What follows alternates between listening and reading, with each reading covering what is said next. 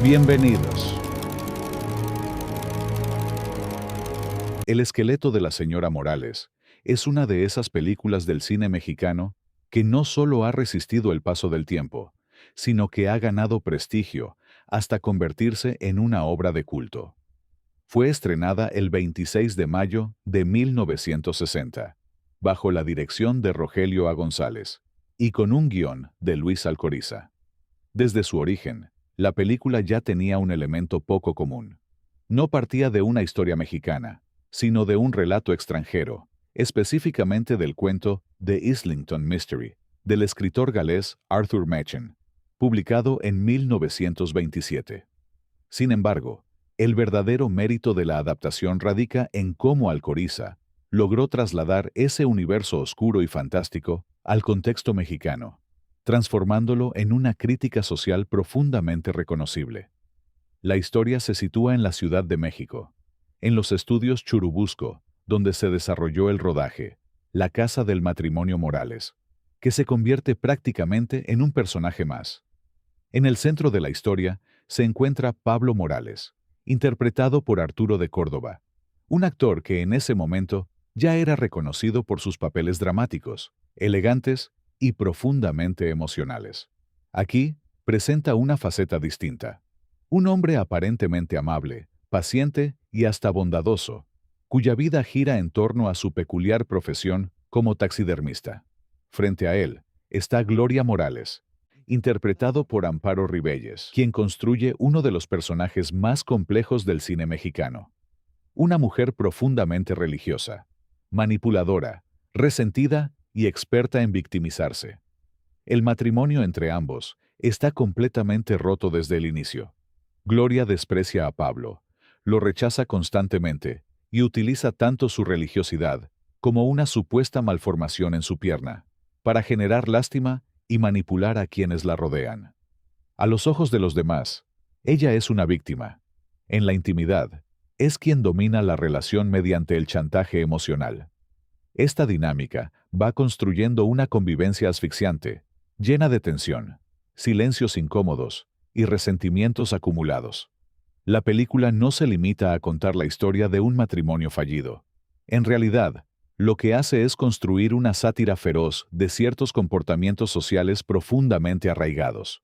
La doble moral, el fanatismo religioso, la obsesión por las apariencias, el papel de la mujer sufrida dentro del melodrama tradicional y la hipocresía de la clase media. El reparto que acompaña a los protagonistas también es fundamental para reforzar este universo. Participan actores como Elda Peralta, Guillermo Orea, Rosenda Monteros, Luis Aragón, Mercedes Pascual, Antonio Bravo, Angelines Fernández, Armando Arriola, Paz Villegas, Roberto Meyer y Jorge Mondragón, entre otros. Todos ellos construyen un entorno social donde el chisme, la religión, la curiosidad y la moral pública juegan un papel clave en la percepción de los hechos. Desde el punto de vista técnico, la película destaca por varios elementos. La fotografía de Víctor Herrera utiliza contrastes marcados de luz y sombra, creando una atmósfera que oscila entre lo elegante y lo inquietante. El diseño de arte refuerza esta sensación. Por un lado, el taller de Pablo está lleno de esqueletos, animales disecados y elementos asociados a la muerte. Por otro, la habitación de Gloria está saturada de imágenes religiosas, crucifijos y símbolos de fe. Esta oposición visual no es casual, sino que refleja el conflicto ideológico y emocional entre ambos personajes. Uno de los aspectos más interesantes de la película es su capacidad para mezclar lo macabro con lo cotidiano. Aunque gira en torno a un crimen, lo verdaderamente impactante no es el acto en sí, sino la manera en que se construye la historia alrededor de él. El desarrollo lleva al espectador por un camino que parece claro, pero que finalmente desemboca en un giro irónico que redefine todo lo visto anteriormente. En 1994, fue incluida en la lista de las 100 mejores películas del cine mexicano, publicada por la revista Somos, ocupando el lugar 19, lo que la posiciona como una de las obras más importantes del cine nacional. Décadas después, en 2023, Fue seleccionada para la sección Cannes Classics del Festival de Cannes. Continuando con el contexto de la película, Gloria no solo asegura que Pablo la maltrata, algo que nunca ocurre, sino que también lo desprecia abiertamente, criticando su profesión y reprochándole cualquier detalle de su vida cotidiana. Su actitud está marcada por los celos, especialmente hacia la sirvienta, a quien trata con dureza al sospechar, sin fundamento, que intenta quitarle a su esposo. Esta conducta convierte la convivencia en un ambiente tenso, donde Pablo se ve obligado a soportar constantes humillaciones y conflictos. A pesar de todo, Pablo mantiene una vida sencilla y guarda una ilusión personal: comprarse una cámara fotográfica. Después de mucho tiempo ahorrando, finalmente encuentra la oportunidad de adquirirla gracias a un descuento. Sin embargo, cuando va por su dinero descubre que ha desaparecido, y pronto se da cuenta de que Gloria lo tomó para entregárselo al sacerdote, reforzando así su imagen de mujer devota y sacrificada. Mientras tanto, Gloria continúa manipulando a su entorno. Aprovecha la visita de su hermana y su cuñado para presentarse nuevamente como una mujer sufrida, reforzando la idea de que vive sometida por su esposo. Por otro lado, Pablo, en una cantina con sus amigos, reflexiona sobre la posibilidad del crimen perfecto, llegando a la conclusión de que, aunque alguien pudiera cometerlo sin ser descubierto, la culpa terminaría consumiéndolo tarde o temprano. La tensión en el matrimonio sigue aumentando. En un momento, Pablo incluso propone separarse, reconociendo lo insostenible de la situación, pero Gloria se niega rotundamente, aferrándose a la idea de que su unión está sellada por la ley de Dios, y solo la muerte podría separarlos. Este detalle resulta clave, pues anticipa el rumbo que tomará la historia. La situación alcanza un punto crítico cuando Gloria intenta envenenar a Pablo, pero la sirvienta interviene para evitarlo. Como respuesta, Gloria la despide, acusándola de ladrona y de intentar seducir a su esposo. Este episodio deja claro hasta qué punto su comportamiento es destructivo. Finalmente, agotado y sin salida, Pablo decide tomar una decisión extrema. Prepara un veneno y lo introduce en distintos alimentos y bebidas. Sin sospecharlo, Gloria termina consumiendo la mezcla y muere. A partir de ese momento, Pablo intenta borrar cualquier rastro del crimen, deshaciéndose de las evidencias y fabricando una historia para explicar la desaparición de su esposa, asegurando que se ha marchado con una supuesta tía en Guadalajara. Sin embargo, las dudas comienzan a surgir. La familia de Gloria no cree esa versión y decide acudir a la policía.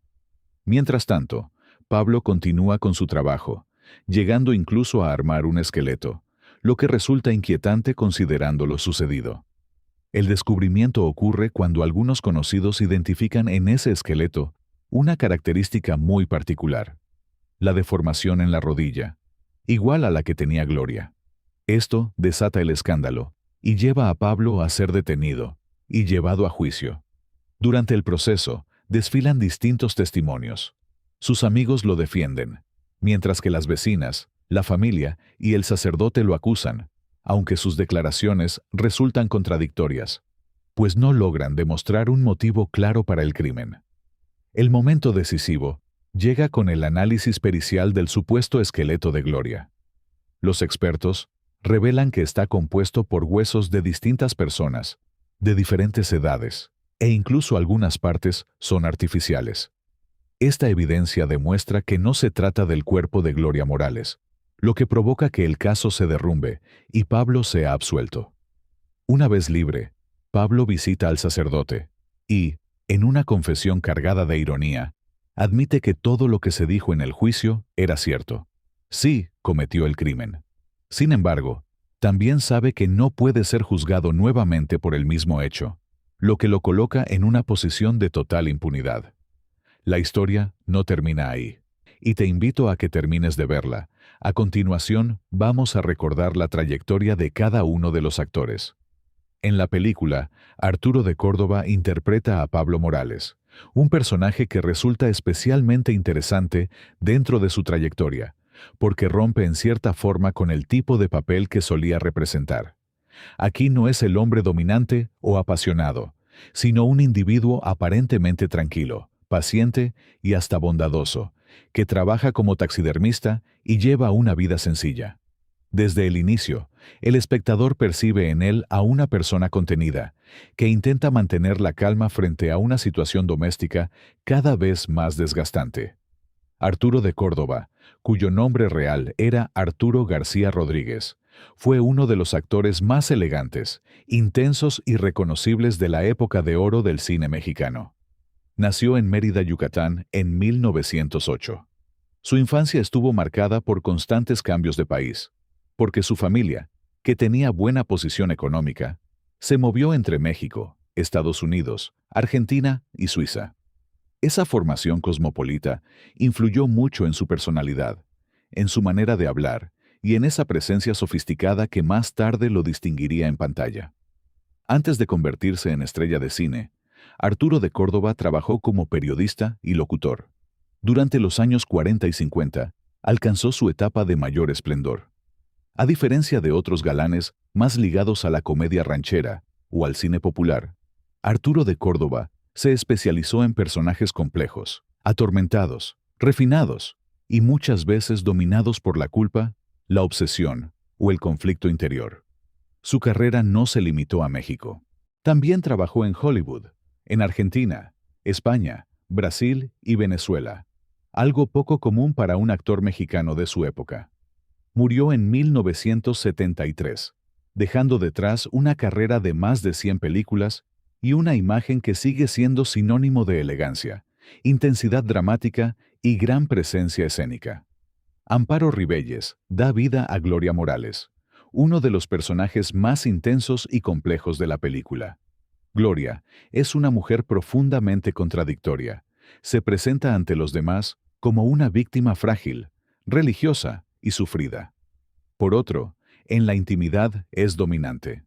Su fuerza no está en lo físico, sino en su capacidad para controlar a quienes la rodean. Amparo Rivelles fue una reconocida actriz española nacida en Madrid en 1925, perteneciente a una familia con una fuerte tradición teatral.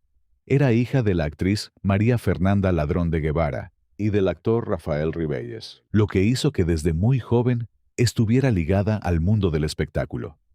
Inició su carrera en el cine español en la década de los 40, donde rápidamente destacó por su belleza, su elegancia y su capacidad interpretativa, convirtiéndose en una de las actrices más importantes de su país.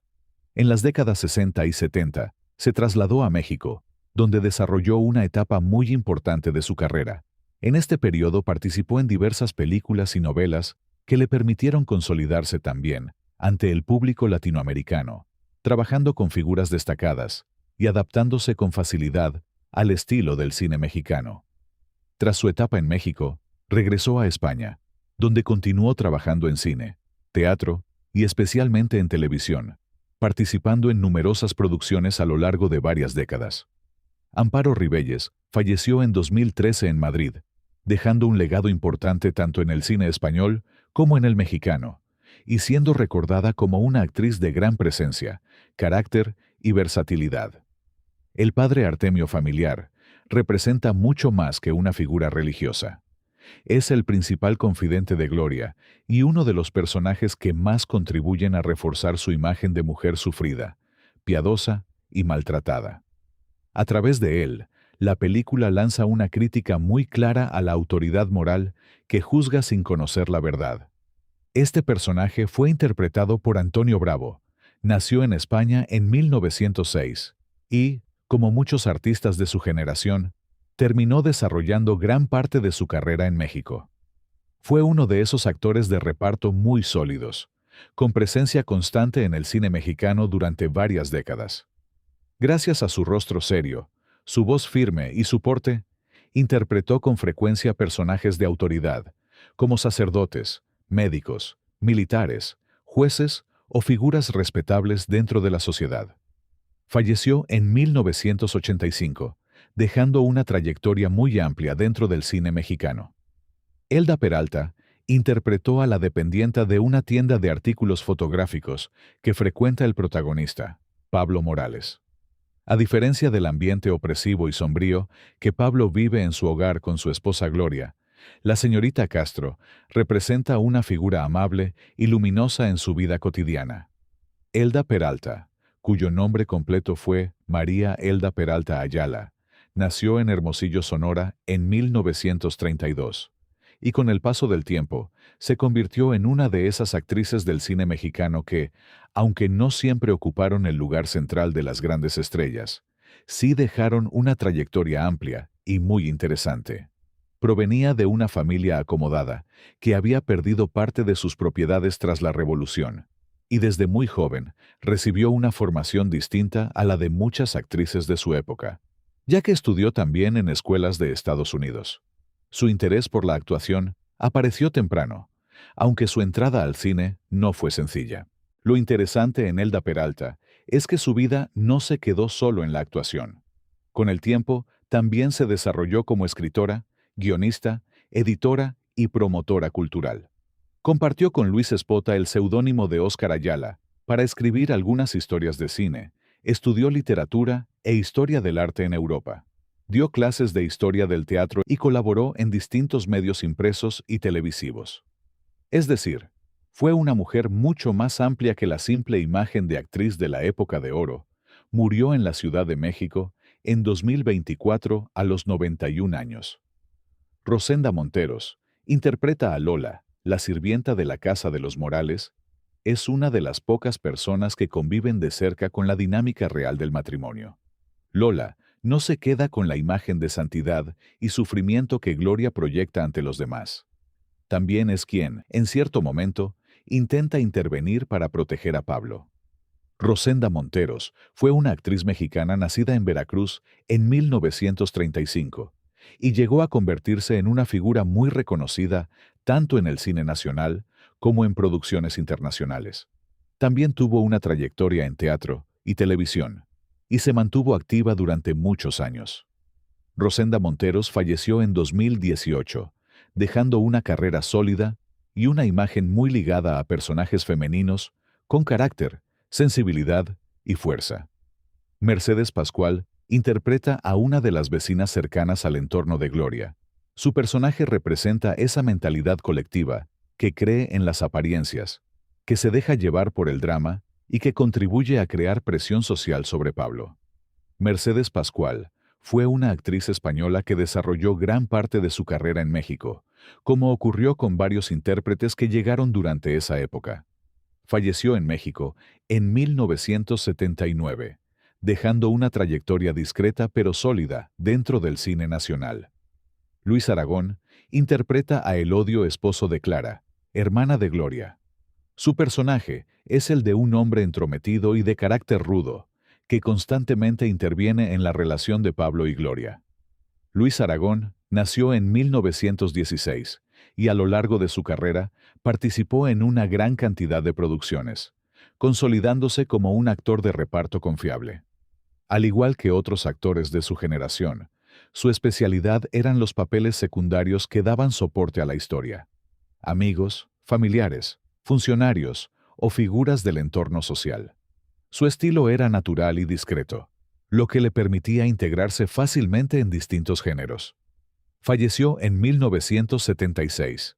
Angelines Fernández interpreta a Clara, una mujer metiche, rígida y completamente alineada con su hermana Gloria, a quien defiende sin cuestionar. Forma, junto con su esposo Elodio, ese matrimonio que constantemente se entromete en la vida de Pablo. Angelines Fernández fue una actriz española nacida en Madrid en 1922, que llegó a México tras la Guerra Civil Española. En el cine mexicano participó en diversas películas, muchas veces en papeles secundarios, antes de alcanzar una enorme popularidad años después en la televisión. Su papel más recordado es, sin duda, el de Doña Clotilde, la bruja del 71 en El Chavo del Ocho, donde se convirtió en un personaje entrañable para varias generaciones. Antes de ese éxito televisivo, ya tenía una trayectoria importante en cine, trabajando con distintos directores y formando parte del ambiente artístico mexicano. Falleció en 1994 en la Ciudad de México y hoy es recordada como una actriz muy querida, tanto por su trabajo en televisión como por su paso por el cine. Gracias por acompañarme hasta el final de este video. Cuéntame en los comentarios si ya viste la película y qué te pareció. Me encantará leerte y conocer tu opinión. Nos vemos muy pronto.